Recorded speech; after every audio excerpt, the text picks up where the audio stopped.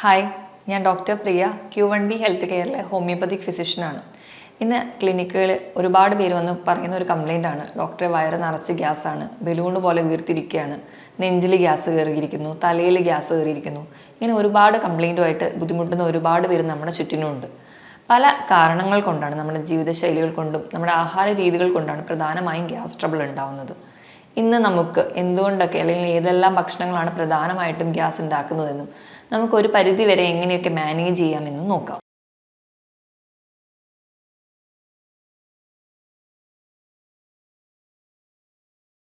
പ്രധാനമായിട്ടും ഈ gas trouble ഉണ്ടാവാൻ കാരണം ഒന്ന് നമ്മുടെ ജീവിതശൈലി, നമ്മുടെ വ്യായാമക്കുറവ്, നമ്മൾ ഭക്ഷണം കഴിക്കുന്ന രീതി, അത് നമ്മുടെ ആമാശയത്തിൽ വേണ്ടത്ര രീതിയിൽ ദഹിക്കാത്തതുകൊണ്ട്, ഇങ്ങനെ പല കാരണങ്ങൾ കൊണ്ടാണ് നമുക്ക് ഗ്യാസ് ട്രബിൾ ഉണ്ടാകുന്നത്.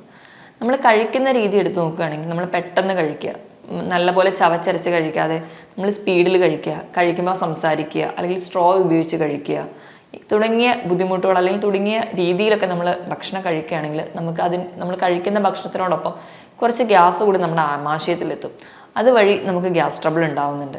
ചില രോഗങ്ങൾ കാരണം, മലബന്ധം പോലുള്ള ബുദ്ധിമുട്ടുകൾ, ചില ഭക്ഷണത്തിനോട് അലർജി ഉള്ളവർക്ക് ആ ഭക്ഷണം കഴിച്ചാൽ ഗ്യാസ് ട്രബിൾ ഉണ്ടാവുന്നതായിട്ട് കാണാം. അമിതവണ്ണമുള്ളവർക്ക്, അതുപോലെ തന്നെ പ്രത്യേകിച്ച് വ്യായാമം ഒന്നും ചെയ്യാതെ സെഡൻഡറി ആയിട്ട്, അതായത് ഒരു സ്ഥലത്ത് തന്നെ ഇരുന്ന് ജോലി ചെയ്യുന്നവർ, ഇവർക്കൊക്കെ ഗ്യാസ് ട്രബിൾ കാണാം. നമ്മൾ കഴിക്കുന്ന ഭക്ഷണങ്ങൾ നോക്കുകയാണെങ്കിൽ മദ്യപാനം, പുകവലി, ഇതൊക്കെ ഗ്യാസ് ട്രബിൾ ഉണ്ടാക്കുന്നുണ്ട്. നമുക്കറിയാം, പുകവലിയിൽ നമ്മൾ പുക ഉള്ളിലേക്ക് എടുക്കുമ്പോൾ ഒരു 30% അത് വയറിലാണ് എത്തുന്നത്. അത് വയറിൽ നീർക്കെട്ടുണ്ടാകുകയും ദഹന പ്രക്രിയയെ തടയുകയൊക്കെ ചെയ്യും. അതുപോലെ നമ്മൾ കഴിക്കുന്ന ഭക്ഷണങ്ങൾ, നമ്മൾ എപ്പോഴും പറയാറുണ്ട് ധാരാളം ഫ്രൂട്ട്സ് കഴിക്കുക, വെജിറ്റബിൾസ് കഴിക്കുക, ഇലക്കറികൾ കഴിക്കുക, അതാണ് നമ്മുടെ ആരോഗ്യത്തിന് നല്ലതെന്ന്. അത് കേട്ടിട്ട് കണ്ടിന്യൂസ് ആയിട്ടൊക്കെ ഇലക്കറികൾ കഴിക്കുമ്പോൾ നമുക്കറിയാം, ഇലക്കറികളിൽ ധാരാളം നാരുകൾ അടങ്ങിയിട്ടുണ്ട്. ഇങ്ങനെ നാരുകൾ അടങ്ങിയ ഭക്ഷണം കൂടുതലായി ചെല്ലുമ്പോൾ അത് ദഹിക്കാൻ കുറച്ച് പാടാണ്. അത് നമുക്ക് ഗ്യാസ് ഉണ്ടാക്കാൻ കാരണമാകുന്നുണ്ട്. അതുപോലെ തന്നെ നമ്മളിപ്പോൾ കഴിക്കുന്ന മുട്ടായികൾ, ച്യൂയിങ്കം, സ്വീറ്റ്സ്, നമുക്കറിയാം പണ്ടൊക്കെ നമ്മൾ മുട്ടായികൾ കഴിക്കുന്നതിലും അധികം മധുരമാണ് ഇന്ന് നമ്മൾ കഴിക്കുന്ന മുട്ടായികൾക്ക്. കാരണം ഇതിൽ ഉപയോഗിക്കുന്നവർക്ക് ആർട്ടിഫിഷ്യൽ സ്വീറ്റ്നേഴ്സ് ആണ്. അതായത് മാനിറ്റോൾ, സൈനിറ്റോൾ, ഹൈ ഫ്രക്ടോസ് കോൺ സിറപ്പുകൾ, ഇതെല്ലാമാണ് ആഡ് ചെയ്യുന്നത്. ഇതും ചിലർക്ക് ഗ്യാസ് ഉണ്ടാക്കുന്നതായിട്ട് കാണാം. അതുപോലെ തന്നെ നമ്മൾ മണ്ണിനടിയിലുള്ള കിഴങ്ങ് വർഗ്ഗങ്ങൾ, അതിലും ധാരാളം ഫൈബേഴ്സ് ഉണ്ട്. ഇത് ദഹിക്കാനും കുറച്ച് ബുദ്ധിമുട്ടാണ്. അതും ഗ്യാസ് ഉണ്ടാക്കാൻ നമ്മളെ കാരണമാകുന്നുണ്ട്. അതുപോലെ തന്നെ നമ്മുടെ ചില ജീവിതശൈലി, ഭക്ഷണം കഴിച്ച ഉടനെ പോയി തന്നെ കിടന്നുറങ്ങുക, അതുപോലെ തന്നെ ഒരേ സമയത്ത് ഹെവി ആയിട്ട് ഒരുപാട് ഭക്ഷണം ഒരുമിച്ച് കഴിക്കുക, ഭക്ഷണം ചെയ്ത ശേഷം ഉടനെ തന്നെ കുനിഞ്ഞു നിന്ന് ജോലികൾ ചെയ്യുക, ചിലരാണെങ്കിൽ അത് കഴിഞ്ഞ് ഉടനെ കഠിനമായ വ്യായാമങ്ങളിലേക്ക് പോവുക, ഇതൊക്കെ നമുക്ക് ഗ്യാസ് ഉണ്ടാവാൻ കാരണമാകുന്നുണ്ട്. പ്രധാനമായിട്ടും ഈ ഗ്യാസിൻ്റെ ബുദ്ധിമുട്ടുള്ളവർക്ക് വയറങ്ങ് വീർത്ത് വരും. ആകെ വയറിൻ്റെ അവിടെയും ഇവിടെയൊക്കെ വേദന പറയാറുണ്ട്. വയറിൻ്റെ ഉള്ളിൽ എന്തോ ഉരുണ്ട് കയറുന്ന പോലെയും ചില ശബ്ദങ്ങളുണ്ടാവും. ഏമ്പക്കമായിട്ട് പ്രസൻറ്റ് ചെയ്യാം. ചിലർക്കാണെങ്കിൽ കീഴ്വായുവായിട്ട് പോകുന്ന കാണാം. നോർമലി എല്ലാ മനുഷ്യർക്കും കീഴ്വായുവായിട്ട് പോകുന്നത് ഒരു സാധാരണ പ്രോസസ്സാണ്. പക്ഷേ ഇത് അമിതമാകുമ്പോൾ, അല്ലെങ്കിൽ മറ്റുള്ളവർക്ക് ഒരു ബുദ്ധിമുട്ടോ അല്ലെങ്കിൽ അവർക്ക് തന്നെ വയറിനായി വേദന ഒക്കെ ഉണ്ടാകുമ്പോഴാണ് ഇതൊരു കംപ്ലൈൻ്റ് ആയിട്ട് എല്ലാവരും പ്രസൻറ്റ് ചെയ്യുന്നത്. പ്രധാനമായിട്ടും ഗ്യാസ് ഉണ്ടാക്കുന്ന ഭക്ഷണങ്ങൾ ഏതൊക്കെയാണെന്ന് നോക്കാം. ഈ ഭക്ഷണങ്ങൾ പൂർണ്ണമായും ഒഴിവാക്കണം എന്നല്ല ഞാൻ പറയുന്നത്. പക്ഷേ ഇത് മോഡിഫൈ ചെയ്ത് കഴിച്ചാൽ, അല്ലെങ്കിൽ ഞാൻ പറയുന്ന രീതിയിലൊക്കെ കഴിച്ചാൽ ഒരു പരിധി വരെ ഗ്യാസ് ഉണ്ടാകുന്ന ബുദ്ധിമുട്ട് കുറയുന്നതായിട്ട് കാണുന്നുണ്ട്. ഒന്നാമതായിട്ട് നമുക്ക് പയറ് വർഗ്ഗങ്ങൾ നോക്കാം. നമ്മൾ രാവിലെ പുട്ടിനൂടെ കഴിക്കുന്ന കടല, അപ്പത്തിനൂടെ കഴിക്കുന്ന ഗ്രീൻ പീസ്, ചെറുപയർ, വൻപയർ, അങ്ങനെ എല്ലാ തരത്തിലുള്ള പയറ് വർഗ്ഗങ്ങളും നമുക്ക് ഗ്യാസിൻ്റെ ബുദ്ധിമുട്ടുണ്ടാകുന്നുണ്ട്. ഇതിന് കാരണം എന്താണെന്ന് നോക്കിക്കഴിഞ്ഞാൽ, നമ്മുടെ ഈ പയറ് വർഗ്ഗങ്ങളിൽ പ്രോട്ടീൻ ഉണ്ട്, കാർബോഹൈഡ്രേറ്റ് ഉണ്ട്. ഇവ രണ്ടും ഈ പയർ വർഗ്ഗങ്ങളിലുള്ള ഫൈബേഴ്സിൻ്റെ കൂടെ അല്ലെങ്കിൽ നാരിൻ്റെ കൂടെ ചേർന്നാണ് ഇരിക്കുന്നത്. നമുക്കറിയാം, എപ്പോഴും നമ്മുടെ ദഹന പ്രക്രിയയിൽ അന്നജവും പ്രോട്ടീനും നമ്മുടെ ആമാശയത്തിലാണ് ദഹിക്കാറ്. പകരം ഈ നാരടങ്ങിയ ഭക്ഷണങ്ങൾ, അല്ലെങ്കിൽ നാര് വിഭാഗത്തിൽ പെടുന്നവയെല്ലാം ദഹിക്കുന്നത് നമ്മുടെ ചെറുകുടലിൽ വെച്ചാണ്. ഇപ്പോൾ പയറ്, കടല തുടങ്ങിയവ നമ്മൾ കുതിർത്തിട്ടാണ് നമ്മൾ കഴിക്കുന്നതെങ്കിൽ, അതായത് നമ്മൾ പ്രധാനമായിട്ടൊക്കെ ഈ പറയുന്ന രാവിലത്തെ ബ്രേക്ക്ഫാസ്റ്റിലൊക്കെ ആഡ് ചെയ്യുന്നത് തലേദിവസം രാത്രി വെള്ളത്തിലിട്ട് കുതിർത്തിട്ടാണ് നമ്മൾ കഴിക്കാറ്. ഇങ്ങനെ കുതിരുന്ന സമയത്ത് ഈ പ്രോട്ടീനും കാർബോഹൈഡ്രേറ്റും സെപ്പറേറ്റ് ചെയ്യും. ഈ നാരിൽ നിന്ന് ഇത് രണ്ടായി മാറാറുണ്ട്. അതായത് നമ്മൾ കുതിർക്കുന്ന സമയത്ത് ഈ പ്രോട്ടീനും അതുപോലെ അന്നജവും നാരിൽ നിന്ന് സെപ്പറേറ്റ് ചെയ്യും. അപ്പോൾ എന്നിട്ട് നമ്മളത് കുക്ക് ചെയ്യുന്ന സമയത്ത് നമുക്ക് അത്ര ഗ്യാസ് ഉണ്ടാവാറില്ല. ഇനി നമ്മൾ കുക്ക് ചെയ്ത് ഉടനെ തന്നെ കഴിക്കുക, അതായത് ചൂടോടുകൂടി തന്നെ കഴിക്കുകയാണെങ്കിലും ഗ്യാസിൻ്റെ അളവ് കുറയുന്നതായിട്ട് കാണാം. ഇനി നമ്മൾ പാചകം ചെയ്ത് ഇതിപ്പോൾ രാവിലെ ഭക്ഷണം ഉണ്ടാക്കി ഉച്ചയ്ക്ക് കഴിക്കുകയാണെങ്കിൽ നമുക്കറിയാം വീണ്ടും അത് ഗ്യാസ് ഉണ്ടാവുന്നു. ഇതിന് കാരണം എന്ന് വെച്ച് കഴിഞ്ഞാൽ, ഞാൻ നേരത്തെ പറഞ്ഞതുപോലെ ഈ രണ്ടായി നിൽക്കുന്ന പ്രോട്ടീനും കാർബോഹൈഡ്രേറ്റും അതുപോലെ നാരുകളും വീണ്ടും ഒന്നിക്കും. അതായത് നാരുകളിൻ്റെ ഒപ്പം തന്നെ അന്നജവും പ്രോട്ടീനും കൂടിച്ചേരും. അതുകൊണ്ടാണ് തണുത്തിട്ട് വീണ്ടും നമുക്ക് കഴിക്കുമ്പോൾ ഗ്യാസിൻ്റെ ബുദ്ധിമുട്ട് കുറച്ച് കൂടുതലായിട്ട് നിൽക്കുന്നത്. അപ്പോൾ എപ്പോഴും ഈ പയറുവർഗ്ഗങ്ങൾ ചൂടോടുകൂടി കഴിക്കാൻ ശ്രദ്ധിക്കുക. അതുപോലെ തന്നെ കഴിക്കുമ്പോൾ അത് കുതിർത്തിയിട്ട് മാത്രം കുക്ക് ചെയ്യാൻ വേണ്ടി ശ്രദ്ധിക്കുക. ഇനിയിപ്പോൾ കടലയൊക്കെ ആണെങ്കിൽ അതിൻ്റെ തൊലി കളഞ്ഞിട്ട് കഴിക്കുകയാണെങ്കിൽ ഗ്യാസിൻ്റെ ബുദ്ധിമുട്ട് കുറച്ചും കൂടി കുറയുന്നതായിട്ട് കാണാം. ഇനി രണ്ടാമതായിട്ട് പാല്. നമുക്കറിയാം പാല് നമ്മുടെ ആമാശയത്തിൽ നമ്മുടെ വയറിൽ ദഹിക്കണമെങ്കിൽ ലാക്ടേസ് എന്ന് പറയുന്ന ഒരു എൻസൈം വേണം. പാല് കുടിക്കുന്ന കുട്ടികളിലാണ് ഇത് കൂടുതലായിട്ടും കാണാറ്. നമ്മൾ വയസ്സ് കൂടുന്തോറും ഇതിൻ്റെ ഈ എൻസൈമിൻ്റെ അളവ് കുറയും. അപ്പോൾ ചിലർക്കൊക്കെ നമുക്ക് കാണാം ഈ പാല് കുടിച്ചു കഴിഞ്ഞാൽ വയറിളക്കം, വയറുവേദന പോലെയുള്ള ബുദ്ധിമുട്ടുകളാണ്. ഇവരെ നമ്മൾ ലാക്ടോസ് ഇൻടോളറൻസ് എന്നാണ് പറയുന്നത്. ഈ വിഭാഗത്തിൽ പെടുന്നവർക്ക് പാല് ദഹിക്കാൻ ബുദ്ധിമുട്ടായിരിക്കും. ഇങ്ങനെയുള്ളവർ പാല് കഴിക്കുകയാണെങ്കിൽ അവർക്ക് ഗ്യാസിൻ്റെ ബുദ്ധിമുട്ട് കാണാറുണ്ട്. പക്ഷെ നമ്മൾ ഈ പാലായിട്ട് തന്നെ കഴിച്ചാലേ അവർക്ക് ബുദ്ധിമുട്ട് കാണാറുള്ളൂ. പക്ഷെ നമ്മൾ മോരോ, തൈര്, അതുപോലെ നെയ്യ്, വെണ്ണ, പനീർ ഈ ഒരു ഫോമിലോട്ട് കൺവേർട്ട് ചെയ്തിട്ട് കഴിക്കുകയാണെങ്കിൽ ഇവർക്ക് വയറിൻ്റെ ഈ ബുദ്ധിമുട്ട് ഉണ്ടാകുന്നില്ല. അപ്പോൾ നിങ്ങൾക്ക് ഈ പാലിൻ്റെ ഒരു ഇൻടോളറൻസ് ഉള്ളവരാണെങ്കിൽ നിങ്ങൾ ഈ ഒരു ഫോമിലോട്ട് പാലാക്കി കഴിക്കുകയാണെങ്കിൽ ഈ ബുദ്ധിമുട്ട് നമുക്ക് കുറയ്ക്കാൻ പറ്റും. മൂന്നാമതായിട്ട് ആപ്പിള്. നമുക്കറിയാം നമ്മുടെ സ്ഥിരമായിട്ട് നമ്മൾ കഴിക്കുന്ന ഒരു ഫ്രൂട്ടാണ്. ഇതിൽ ഫ്രക്ടോസും ഉണ്ട്, അതുപോലെ തന്നെ നാരുകളും ഉണ്ട്. ഈ നാരുകൾ ദഹിക്കാൻ ബുദ്ധിമുട്ടാണ്. അപ്പോൾ നമ്മൾ സാധാരണ കുഞ്ഞുങ്ങൾക്ക് ചിലപ്പോൾ കൊടുക്കുമ്പോൾ ഇതിന് വയറിളക്കമായിട്ട് പ്രസൻറ്റ് ചെയ്യാറുണ്ട്. അപ്പോൾ ഇത് തടയാൻ വേണ്ടിയിട്ട് നമ്മൾ ആപ്പിൾ ആവിയിൽ വേവിക്കുക. അത് നമ്മൾക്ക് അത്ര സിമിലർ ആയിട്ടുള്ളൊരു കണ്ടീഷൻ അല്ലെങ്കിലും അങ്ങനത്തെ ഒരു ഫുഡ് അല്ലെങ്കിലും അത് ആവിയിൽ വേവിച്ച് കഴിക്കുകയാണെങ്കിൽ ഇതുകൊണ്ട് ഉണ്ടാകുന്ന ഗ്യാസിൻ്റെ ബുദ്ധിമുട്ട് മാറുന്നതായിട്ട് കാണാം. അടുത്തതായിട്ട് നമ്മൾ കോമൺ ആയി കേൾക്കുന്ന ഒന്നാണ് ഗ്ലൂട്ടൻ അലർജി.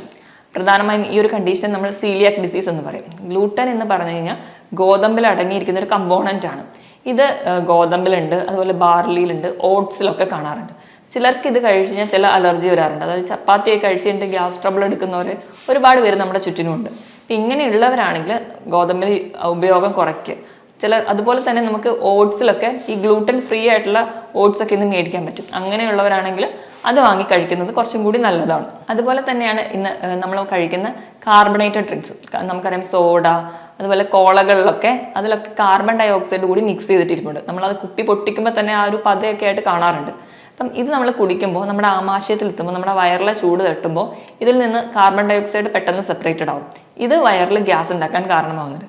അപ്പോൾ നമുക്ക് ഇങ്ങനെയുള്ള ഡ്രിങ്ക്സ് കഴിവതും ഒഴിവാക്കുന്നത് മാത്രമേ ഈ ഒരു കാര്യത്തിൽ ചെയ്യാൻ പറ്റുള്ളൂ. ഇതുപോലെ തന്നെയാണ് മദ്യം നമ്മൾ ഉപയോഗിക്കുന്നത്. നമുക്കറിയാം മദ്യം നമ്മുടെ ശരീരത്തിന് ഒരു ഗുണവും ചെയ്യാത്ത ഒന്നാണ്. നമ്മൾ ഇത് കഴിക്കുമ്പോഴും നമ്മുടെ വയറിൽ നീർക്കെട്ട് ഉണ്ടാക്കുന്നുണ്ട്. അത് നമ്മുടെ വയറിന് ആവശ്യമായിട്ടുള്ള എൻസൈമുകളുടെ പ്രൊഡക്ഷനെ കുറയ്ക്കുന്നുണ്ട്. അതുവഴി നമ്മുടെ ദഹനത്തിനെ അത് ബാധിക്കുന്നുണ്ട്. അതുപോലെ തന്നെ പുകവലി ശീലമുള്ളവരാണെങ്കിൽ അത് നിർത്തിയാൽ തന്നെ ഗ്യാസിൻ്റെ ബുദ്ധിമുട്ട് നമുക്കൊരു പരിധി വരെ കൺട്രോൾ ആവുന്നുണ്ട്. നമുക്കറിയാം പുകവലിയുടെ ഭാഗമായിട്ട് നിക്കോട്ടിൻ നമ്മുടെ രക്തക്കൊള്ളുകളെയൊക്കെ ബാധിക്കുന്നുണ്ട്. അതും ഇതുപോലെ ആമാശയത്തിലുള്ള രക്തക്കൊള്ളുകളെ ബാധിക്കുന്നുണ്ട്. അതുവഴി നമുക്ക് ബുദ്ധിമുട്ടുണ്ടാവുന്നു. അതുപോലെ തന്നെ അത് അകത്തേക്ക് എടുക്കുമ്പോൾ പുക നമ്മുടെ ആമാശയത്തിൽ നീർക്കെട്ട് ഉണ്ടാക്കുന്നുണ്ട്. അതും ദഹനത്തിന് ഭാഗമാകുന്നുണ്ട്. അതുവഴി നമുക്കിന്ന് ഗ്യാസ് ട്രബിൾ ഉണ്ടാവുന്നുണ്ട്.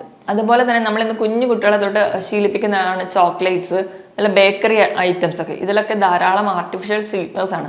ഫ്രക്ടോസ് പോലെയുള്ള ഘടകങ്ങൾ, അതിന് മധുരം കുറച്ചുകൂടി കൂടുതലാണ്. പക്ഷേ നമ്മുടെ ശരീരത്തിന് ഒരുപാട് ദോഷങ്ങൾ ചെയ്യുന്നുണ്ട്. ഇത് കഴിക്കുന്നത് നമുക്ക് ശരീരത്തിന് വളരെ ദോഷം ചെയ്യുന്നുണ്ട്. മാക്സിമം നമ്മുടെ വീട്ടിലുള്ള ഭക്ഷണങ്ങൾ കൂടുതലായിട്ട് കഴിക്കാൻ വേണ്ടി ശ്രദ്ധിക്കുക. അതുപോലെ തന്നെ നാരടങ്ങിയ ഭക്ഷണങ്ങളും ഇലക്കറികളും കൂടുതലായിട്ട് കഴിക്കുന്നത്.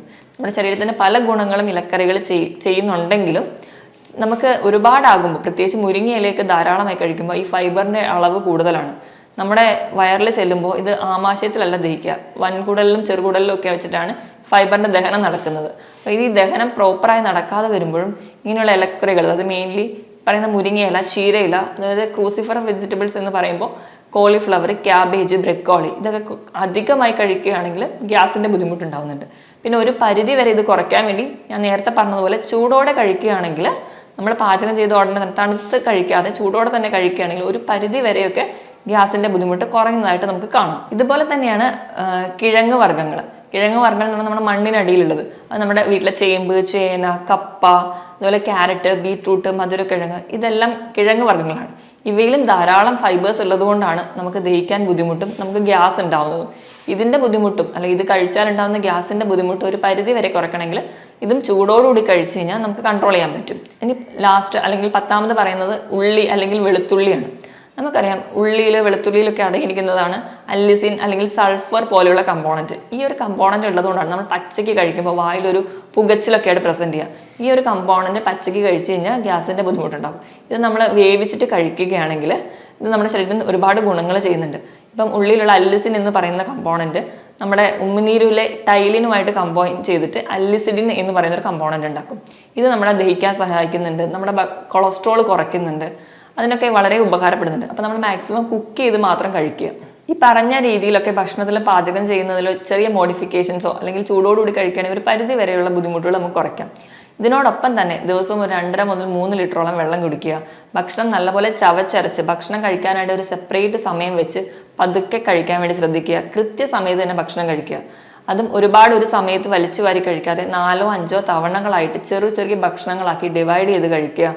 ഭക്ഷണം കഴിക്കുമ്പോൾ തന്നെ കുറച്ചുകൂടെ റിലാക്സ് ചെയ്ത് കഴിക്കുക. അപ്പോൾ ടെൻഷനോട് കൂടിയൊക്കെയാണ് ഭക്ഷണം കഴിക്കുന്നതെങ്കിൽ നമ്മുടെ ആമാശയവും ചെറുകുടലും തമ്മിൽ കണക്ട് ചെയ്യുന്ന ഒരു സ്പിഞ്ചർ ഉണ്ട്. ഈ ഒരു സ്പിഞ്ചറിൻ്റെ മെക്കാനിസം ഒന്നും പ്രോപ്പറായിട്ട് നടക്കില്ല. ഇപ്പം നമുക്ക് സ്ട്രെസ്സൊക്കെ ഉള്ള സമയത്താണെങ്കിൽ നമ്മുടെ ശരീരത്തിൽ കോർട്ടിസോൾ എന്ന് പറയുന്ന ഒരു ഹോർമോൺ ഉണ്ടാക്കും. ഈ ഹോർമോൺ നമ്മുടെ ആമാശയത്തിന് നീർക്കെട്ടുണ്ടാക്കുന്നുണ്ട്. അപ്പോൾ നമ്മുടെ എൻസൈമുകൾ, നമ്മൾ ദഹിക്കാൻ ആവശ്യമുള്ള എൻസൈമുകളുടെ ഉൽപ്പാദനം കുറയുന്നു, അങ്ങനെ ദഹനം കുറയുന്നു. അതുപോലെ തന്നെ ഞാൻ പറഞ്ഞതുപോലെ ആമാശയവും ചെറുകുടലും തമ്മിൽ കണക്ട് ചെയ്യുന്ന ഒരു മസിലുണ്ട്. ഒരു വാഷർ പോലെ ഇരിക്കുന്ന ഈ മസിലുകളെ നമ്മൾ സ്പിഞ്ചർ എന്ന് പറയും. അപ്പം നമുക്ക് ടെൻഷനൊക്കെ കൂടുതലാണെങ്കിൽ ഈ ഒരു കോർട്ടിസോൾ ഹോർമോൺ കാരണം ഈ സ്പിഞ്ചർ അങ്ങ് അടഞ്ഞിരിക്കും. അപ്പോൾ ഭക്ഷണം ആമാശയത്തിൽ നിന്ന് ചെറുകുടലിലേക്ക് പോവില്ല. അപ്പോൾ ഈ ആമാശയത്തിൽ കെട്ടിക്കിടക്കുന്ന ഭക്ഷണം അവിടെ തന്നെ നിന്ന് ഗ്യാസ് ഉണ്ടാക്കുകയും പുളിച്ചു തികട്ടലൊക്കെ ആയിട്ട് പ്രസൻറ്റ് ചെയ്യുന്നുണ്ട്. അങ്ങനെ നമ്മൾ സ്ട്രെസ്സുള്ളപ്പം നമ്മൾ സ്ട്രെസ്സ് കുറയ്ക്കാതെ ഭക്ഷണം കഴിക്കുകയാണെങ്കിൽ ഈ വക പ്രശ്നങ്ങൾ ഉണ്ടാവുന്നുണ്ട്. അപ്പം നിങ്ങൾക്ക് സ്ട്രെസ്സോ ടെൻഷനോ ഒക്കെ ഉണ്ടെങ്കിൽ ഒന്ന് കൂളായിട്ടിരുന്ന് ഒരു 5 തവണ ബ്രീത്തിങ് എക്സസൈസ് ചെയ്യുക. ശ്വാസം നല്ലപോലെ വലിച്ചെടുത്ത് പതിയെ റിലാക്സ് ചെയ്ത് വിടുക. അങ്ങനെ ചെയ്താൽ നമ്മുടെ ടെൻഷനും സ്ട്രെസ്സും കുറച്ച് കുറയുകയും എന്നിട്ട് വേണം ഭക്ഷണം കഴിക്കാൻ.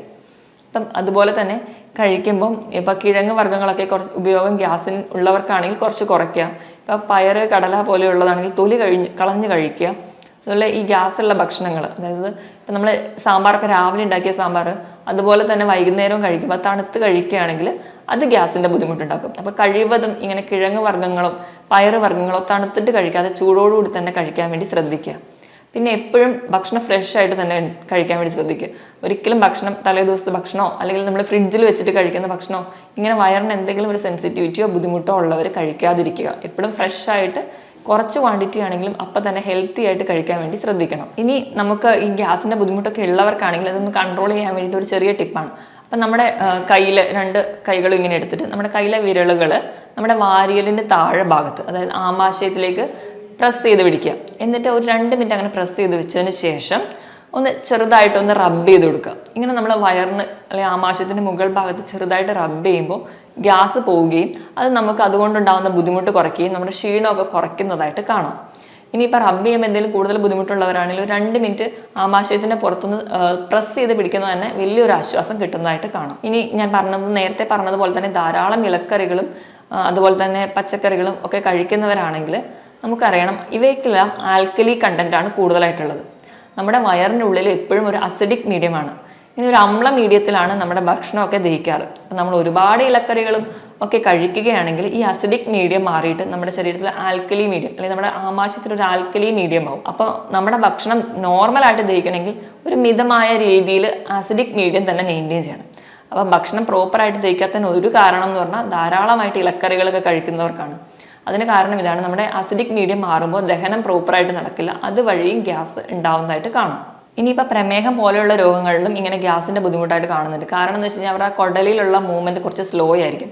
അപ്പോൾ ഭക്ഷണം അത് പ്രോപ്പറായിട്ട് ദഹിച്ചാലും ആമാശയത്തിൽ നിന്ന് ചെറുകുടലിലേക്ക് പോവില്ല, ചെറുകുടലിൽ നിന്ന് വൻകുടലിലേക്ക് പോകുന്ന ആ ഒരു സ്പീഡ് കുറവായതുകൊണ്ട് ഭക്ഷണം ഒരു പുളിച്ച് തികട്ടാനും ദഹനം പ്രോപ്പറായിട്ട് നടക്കാത്തത് പോലെ തോന്നും. ഇങ്ങനെയുള്ളവരാണെങ്കിൽ ആദ്യം അവരുടെ പ്രമേഹം തന്നെ നിയന്ത്രണത്തിലാകുമ്പോൾ സ്വാഭാവികമായിട്ട് തന്നെ ഗ്യാസിൻ്റെ ബുദ്ധിമുട്ട് കുറയുന്നതായിട്ട് കാണാം. പിന്നെ ഇവർക്ക് പുളിപ്പിച്ച ഭക്ഷണങ്ങൾ ആണ് കുറച്ചും കൂടി നല്ലത്. പുളിപ്പിച്ച ഭക്ഷണം എന്ന് പറയുമ്പോൾ ഇഡ്ഡലി, ദോശ തുടങ്ങിയ ഭക്ഷണങ്ങൾ, അല്ലെ അപ്പം പോലെയുള്ള ഭക്ഷണങ്ങൾ. ഇത് പൊതുവേ ഈ പ്രമേഹമുള്ളവർ ഇങ്ങനെ അരിഭക്ഷണം കഴിക്കുന്നത് അത്ര നല്ലതല്ല. ഇനി അവർ കഴിക്കുകയാണെങ്കിൽ തന്നെ ഇത് കുറഞ്ഞ അളവിൽ മാത്രം പുളിപ്പിച്ച ഭക്ഷണങ്ങൾ കഴിക്കാൻ വേണ്ടി ശ്രദ്ധിക്കുക. ഈ പറഞ്ഞ മാനേജ്മെൻറ്റിനോടൊപ്പം തന്നെ നമ്മുടെ വീട്ടിലെ ചെറിയ പൊടിക്കൈകൾ കൊണ്ടും ഒരു പരിധി വരെ നമുക്ക് ഗ്യാസിൻ്റെ ബുദ്ധിമുട്ട് കുറയ്ക്കാം. അതിലൊന്നാമത്തേതാണ് അയമോദകം. അയമോദകത്തിൽ അടങ്ങിയിട്ടുള്ള തൈമോൾ എന്ന് പറയുന്ന കമ്പോണൻറ്റ് നമുക്ക് ദഹനം കുറച്ചുകൂടി എളുപ്പമായിട്ട് നടക്കാൻ നമ്മളെ സഹായിക്കുന്നുണ്ട്. അപ്പോൾ ചിലരാണെങ്കിൽ ഇത് വെറുതെ ചവച്ച് കഴിക്കുന്നതാണ്, അല്ലെങ്കിൽ വെള്ളത്തിലിട്ട് തിളപ്പിച്ച് കുടിക്കുന്നതും വളരെ നല്ലതാണ്. ഇതുപോലെ രണ്ടാമതായിട്ട് പറയുന്നതാണ് ഇഞ്ചി. ഇഞ്ചി നമ്മുടെ ഭക്ഷണത്തിൽ കൂടുതലായിട്ട് ഉൾപ്പെടുത്തുക. അതുപോലെ തന്നെ നമ്മൾ കുടിക്കാൻ തിളപ്പിക്കുന്ന വെള്ളത്തിൽ ഒരു കഷ്ണം ഇഞ്ചി ഇട്ട് കഴിക്കുന്നതും ഗ്യാസിൻ്റെ ബുദ്ധിമുട്ട് കുറയുന്നതായിട്ട് കാണുന്നുണ്ട്. ഗ്യാസിൻ്റെ ബുദ്ധിമുട്ടുള്ളവർ അതുപോലെ തന്നെ ചെറു ചൂടുവെള്ളം കുടിക്കുകയാണെങ്കിൽ ഒരു പരിധി വരെ ഗ്യാസിൻ്റെ ബുദ്ധിമുട്ട് കുറയുന്നതായിട്ട് കാണാം. ഇനി നാലാമതായിട്ട് പറയുന്നതെന്ന് വെച്ചിട്ടുണ്ടെങ്കിൽ ജീരകമാണ്. ജീരകത്തിൽ ധാരാളം എസെൻഷ്യൽ ഓയിൽ ഉണ്ട്. അത് നമ്മുടെ ഉമ്മനീരിൻ്റെ സെക്രീഷൻ കൂട്ടും. അതുവഴി ദഹനം കുറച്ചും കൂടി ഈസി ആയിട്ട് നടക്കാൻ വേണ്ടി നമ്മളെ സഹായിക്കുന്നുണ്ട്. അഞ്ചാമതായിട്ട് കായം നമ്മൾ സാമ്പാറിൽ രസത്തിലൊക്കെ യൂസ് ചെയ്യുന്ന ഒന്നാണ്. ഇത് നമ്മുടെ ശരീരത്തിൽ നമ്മുടെ ബാക്ടീരിയകളുടെ ഗ്രോത്തിന്, അതായത് ഗ്യാസ് ഉണ്ടാക്കുന്ന ബാക്ടീരിയകളെ നശിപ്പിക്കുകയും നല്ല ബാക്ടീരിയകളുടെ വളർച്ചയെ സഹായിക്കുന്നുണ്ട്. അപ്പം ഒരു പരിധി വരെ ഈ ഭക്ഷണങ്ങളൊക്കെ അല്ലെങ്കിൽ ഈ ഒരു ഇൻഗ്രീഡിയൻസ് ഒക്കെ നമ്മുടെ ഡയറ്റിൽ ഇൻക്ലൂഡ് ചെയ്യുക, അല്ലെങ്കിൽ നമ്മൾക്ക് വെള്ളത്തിൽ കുടിക്കുന്നതിലൊക്കെ ആഡ് ചെയ്ത് കഴിക്കുകയാണെങ്കിൽ ഒരു പരിധി വരെയൊക്കെ ഗ്യാസിൻ്റെ ബുദ്ധിമുട്ട് നമുക്ക് കൺട്രോൾ ചെയ്യാം. ഇനിയിപ്പോൾ 2 ആഴ്ചയിൽ കൂടുതലായിട്ട് കണ്ടിന്യൂസ് ആയിട്ട് ഗ്യാസിൻ്റെ ബുദ്ധിമുട്ടുണ്ട്, അല്ലെങ്കിൽ വയറിന് വേദന തുടങ്ങിയ ഒരുപാട് അസ്വസ്ഥതകൾ കാണിക്കുകയാണെങ്കിൽ നിങ്ങളൊരു ഡോക്ടറെ എത്രയും പെട്ടെന്ന് കൺസൾട്ട് ചെയ്യേണ്ടതാണ്. ഹോമിയോപ്പതിയിലും ഫലപ്രദമായ ചികിത്സ ലഭ്യമാണ്. മറ്റൊരു ഹെൽത്ത് ടോപ്പിക്കുമായിട്ട് വീണ്ടും കാണുന്നത് വരെ നന്ദി.